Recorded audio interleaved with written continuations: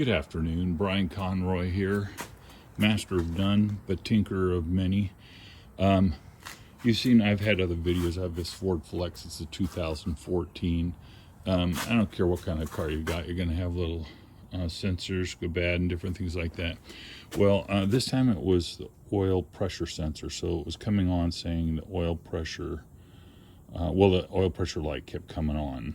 And, you know, that's a serious one. So you want to get at it right away, because if you really don't have oil pressure, your engine, of course, is going to suffer quite a bit. You can look up a lot of reasons for the problems you might have, or the reasons you might have that alarm come off.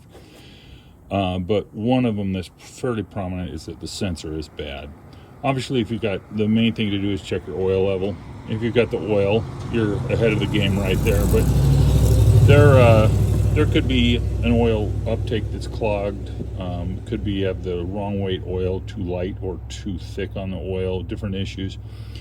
This wasn't an easy job from Access, so I went and had the oil changed first just to see if there was maybe something to do with the oil, but more than likely it is the sensor. You can see how dirty this is. So what happens is it gets soaked with oil, and I'm sure it shorts that connection.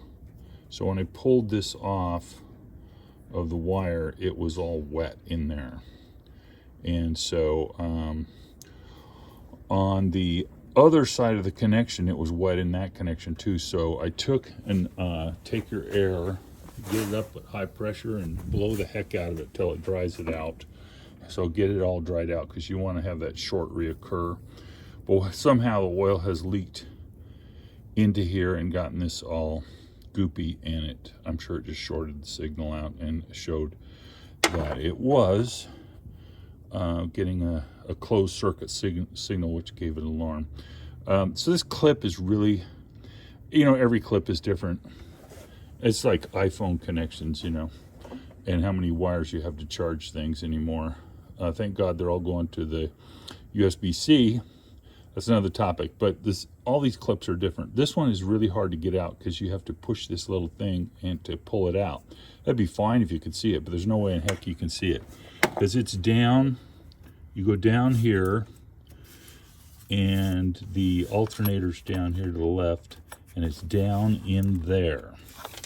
This wire comes down and feeds that, so you could use your hand to follow along that wire, although it's attached in several places, until you can feel it down there. And you can feel the shape of this one, but you can't see it.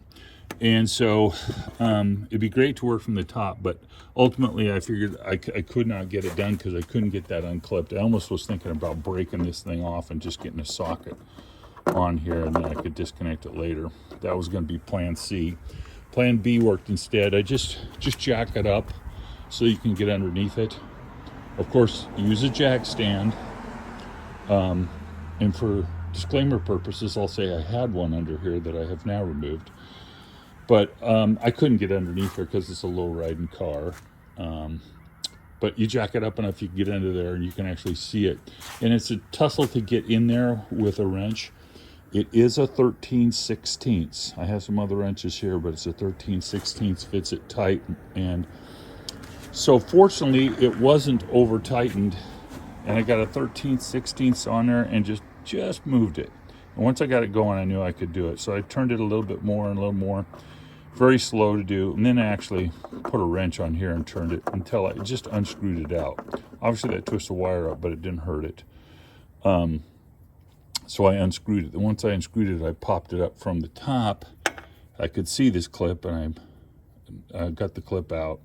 And then I was home free because I could put the new one back in. And but I did a little bit of oil dripped out of that sensor hole. No big deal. Put a pan underneath there. But be sure to dry this out if your situation isn't just that the actual pressure switch is bad, but the connection, if it's all wet, it's shorted. So I pulled that off and dried it out, put it back on, and I did just test it, and I am not getting the signal. And of course, let's hope that holds as I drive it. But I would suspect it does. Car runs fine and it has oil in it. So it was likely the sensor, and appears to be so. So anyway, I didn't see that there's very good other videos on it. There's a couple little short ones. But the important thing on here is if you get frustrated from the top, it's just like a lot of these. You get frustrated, you go, I'll take it to the mechanic. You know, give it a second shot, give it a third shot. See if you can, plan B works. So anyway, the key on this one I found is to go from underneath to get it started, unscrewed. And there's just enough room to get the job done, because obviously it has to be way down there. It's threaded into where the oil pan is, close to it anyway. So that's it. I hope that helps somebody else, because that's how I fix everything, is all you guys on YouTube telling me how it's done. So good luck.